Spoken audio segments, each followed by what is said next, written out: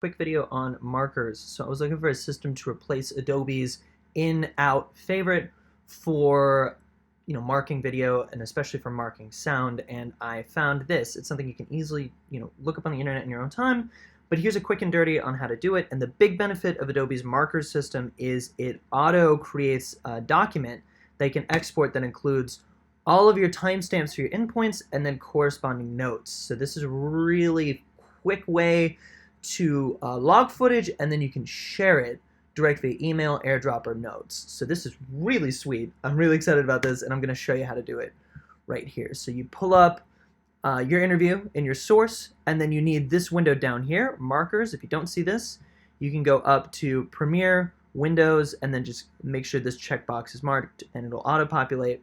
So it uses a lot of similar keys from Final Cut. You have I and O for in and out point, but then instead of hitting F, you're going to smack M for favorite.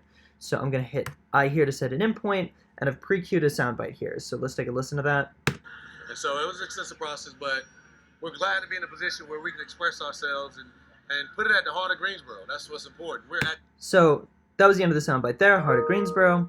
So if you hit Shift I, again, just the same as Final Cut, and then instead of F, you hit M, you create an endpoint, and you can see here that it auto-populates an endpoint right here in your markers window. Now I've sort of pre-logged this text, so I'm going to pop that in there.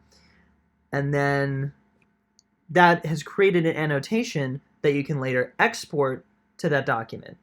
Before I go to that, I'm just going to show a few more tricks for markers. You can recolor them fairly easily or sort by color to move between markers. So I'm going to set another one here, and these are just randomly placed markers.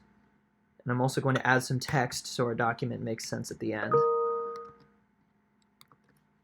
So if you start, you hit Shift M, and you can see some of the keys up here that I'm pressing. It's not especially good, but just so you know what I'm hitting here. So Shift M to move to the next marker, and then so you can continue hitting that. Or another way to do it is to select them in this window here, and you can jump around.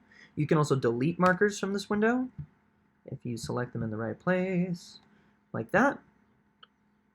So again, to review, that's Shift M to move between markers, can also be done here, and also Command Shift M to move backwards through markers. Or again, you can just cycle through down here. If you want to delete the markers, it's in this window. Clear selected markers or clear all markers, so you can hit Shift and select multiple to delete, or just go straight from this drop-down menu here. But once you have your markers in place, you've logged them, you've jumped around, this is your primo sound. You go up here, File, Export, Markers. And it's going to auto-populate CSV. I find text files much easier to look at. It's going to the same location as your Premiere project, so I've set up a folder to collect all this stuff. Probably a good idea, because that'll also include your autosaves, any renders you do, so that you aren't just dumping a bunch of files on your desktop. And then down here you have an opportunity to name the document. So I'm going to name this WGHP logging trick.